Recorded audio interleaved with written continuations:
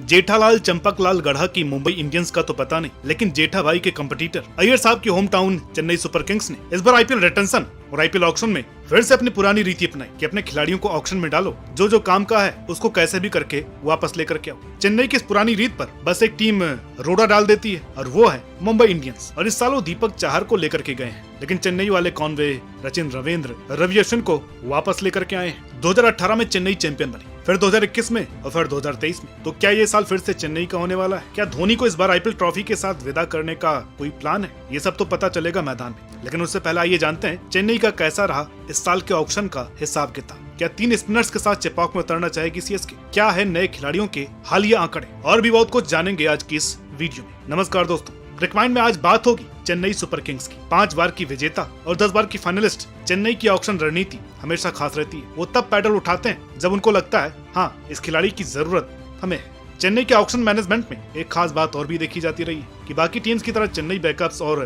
Core के लिए साथ साथ नहीं जाती। वो पहले कोर टीम को तैयार करते हैं, यानी कि अपनी प्लेइंग 11 तैयार करते हैं। उसके बाद जाकर के अपनी बची हुई टीम के खिलाड़ियों का बैकअप तैयार करते हैं। अब इससे सबसे बड़ा फायदा ये होता है कि अगर उनका टारगेटेड प्लेयर्स मिस भी हो जाए तो बैकअप से वो अच्छा खासा कोर बना ही लेते हैं। और चेन्नई में जाकर के तो हर खिलाड़ी जिसकी फॉर्म न लगी हो वो न केवल फॉर्म में आ जाता है, बल्कि उसके पूरे करियर को एक अच्छा खासा बूस्ट भी मिलता है। रिटेंशन को लेकर के इस बार चेन्नई ने गायकवाड़, एमएस, शिवम दुबे, पथिराना और जडेजा पर अपना भरोसा जताया, लेकिन दीपक चाहर जो कि स्कोर टीम का 2018 से हिस्सा रहे थे, उनको चेन्नई ने शायद ये सोच करके छोड़ दिया कि ऑक्शन से वापस उठा लेंगे। चेन्नई ने हालांकि शुरू में उनके लिए बेड नहीं लगाई, लेकिन जैसे ही दीपक उनके पर्स के रडार में पहुंचे तो चेन्नई ने उन पर बोली लगानी शुरू कर दी। लेकिन आखिरी में 9 करोड़ के ऊपर 25 लाख रुपए खर्च करके मुंबई ने दीपक को खरीद लिया। दीपक के स्टार्ट की बात करेंगे मुंबई की टीम एनालिसिस पर। तो पहले बात करते हैं चेन्नई के अच्छे पिक्स की। पहले दिन चेन्नई ने डेवन कॉनवे, रचिन रविंद्र और अश्विन को टीम में वापस लाकर घर वापसी कार्यक्रम की सफल शुरुआत की। उसके बाद खलील अहमद और नूर अहमद भी चेन्नई का हिस्सा बन गए। आखिर में जाते जाते उन्होंने विजय शंकर को भी टीम में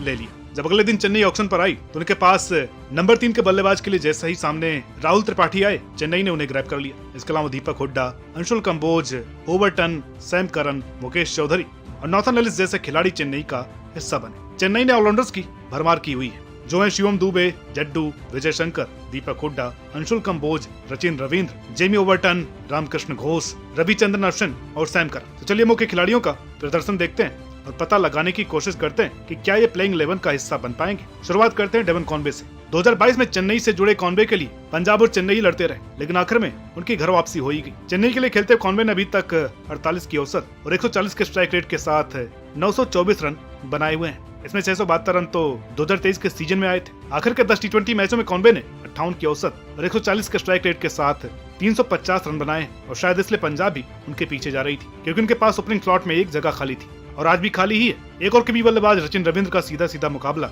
मोइन अली से होगा, क्योंकि वो नंबर 4 पर खेल सकते हैं, जहां कभी मोइन अली खेला करते थे। अगर पिछले 10 टी20 मैचों की बात की जाए तो यहाँ मोइन रचिन पर भारी पड़ते हैं, क्योंकि उनके नाम 170 रन, जबकि रविंद्र के नाम केवल 116। हालांकि स्ट्राइक रेट दोनों का एक जैसा है, 119 का, लेकिन बॉलिंग में रचिन मोइन से आगे। 7 पारियों में इनके नाम 14 विकेट्स है, औसत केवल 6 का, इकोनॉमी 4 की। इसके अलावा इन्होंने इस दौरान 5 कैच भी पकड़े हैं। रचिन को लेने का एक कारण यह भी है कि वो लगातार तीनों फॉर्मेट्स खेलते आ रहे हैं और तीनों में अच्छा कर रहे हैं। बात नंबर 3 पर खेल सकने वाले राहुल त्रिपाठी की, जो आईपीएल के बाद आउट ऑफ फोकस हो जाते हैं, लेकिन आप चिंता न कीजिए, ये है उनके हालिया टी20 आंकड़े। 19 नवंबर तक वो सैयद मुश्ताक अली ट्रॉफी के 4 मुकाबले खेल चुके हैं, जिनमें उनका स्कोर रहा है 5, 44, 16 और 21। ये तो है ही चिंता का विषय, क्योंकि वो अजिंक्य रहाणे की जगह खेलने वाले हैं, जिन्होंने 1 दिसंबर तक सैयद मुश्ताक अली ट्रॉफी के 4 मैच खेले हैं, जिनकी 3 पारियों में उनका स्कोर 13, 52 और 68 है। सीएसके वालों सोच लीजिए, क्या रहाणे को जाने देना सही मूव था? शेख रशीद को भी शामिल किया गया है, वो 2023 में इस टीम का हिस्सा थे। हालांकि वो बैटिंग नहीं कर पाए थे। अभी तक अपने 14 टी20 मैचों की 13 पारियों में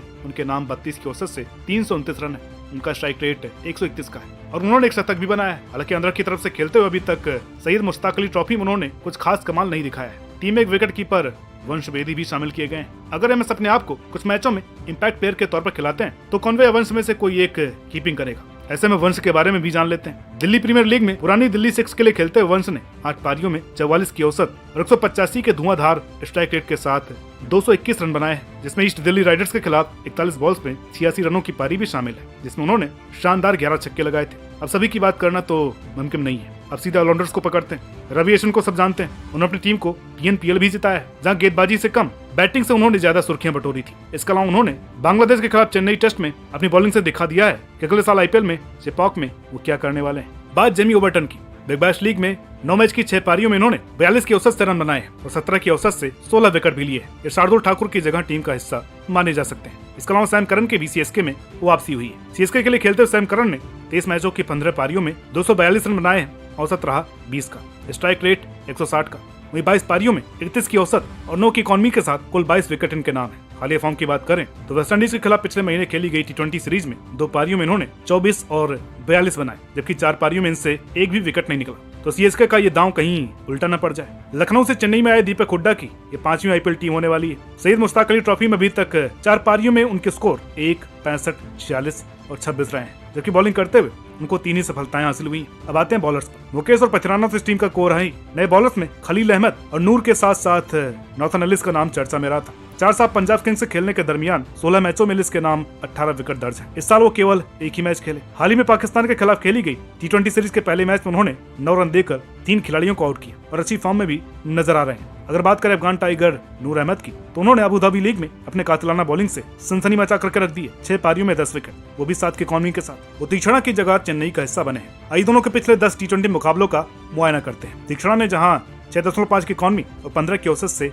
16 विकेट लिए हैं, वहीं नूर ने इतनी इकॉनमी और 13 की औसत से 19 विकेट लिए हैं। यानी चेन्नई का नूर को 10 करोड़ में महेश तीक्षणा के परे खरीदना समझ में आता है। वैसे भी नूर अभी तक कुल 122 टी20 मैचों में 137 विकेट ले चुके हैं, जो उनके तजुर्बे का आईना भी है। मुस्तफिजुर की जगह टीम का हिस्सा बने खलील पिछले 10 टी20 मैचों में मुस्तफिजुर से अच्छे दिख रहे हैं। हालांकि आंकड़े ऐसे हैं कि दिखाए नहीं जा सकते। बस ये जान लीजिए कि एक की इकॉनमी 9 की है और एक की 10.5 की। चलिए बनाने की कोशिश करते हैं एक बैलेंस प्लेइंग 11। ये प्लेइंग 11 चेपॉक और कोलकाता की पिच के हिसाब से बनाई गई है। अब ओपनर्स को लेकर के कोई संदेह नहीं है, ऋतुराज गायकवाड़ और डेवन कॉनवे। उसके बाद नंबर 3 पर राहुल त्रिपाठी, नंबर 4 पर सचिन रविंद्र या दीपक हुड्डा, नंबर 5 पर दुबे, नंबर 6 पर जडेजा, नंबर 7 पर धोनी, नंबर 8 पर अश्विन, नंबर 9 पर पथिराना, नंबर 10 पर खलील और नंबर 11 पर नूर अहमद। इम्पैक्ट बैट्समैन के तौर पर जेमी ओबर्टन या सचिन रविंद्र होंगे अगर नंबर 4 पर हुड्डा खेलते हैं तो। इम्पैक्ट बॉलर सुरेश गोपाल अगर स्पिन ट्रैक हुआ तो, वरना मुकेश चौधरी या नॉर्थन एलिस। लेकिन नॉर्थन एलिस तब जब नंबर 4 पर हुड्डा खेल रहे होंगे। बात करते हैं टीम की ताकत की, तो इनके पास सब कुछ है। अच्छे और अनुभवी ओपनर,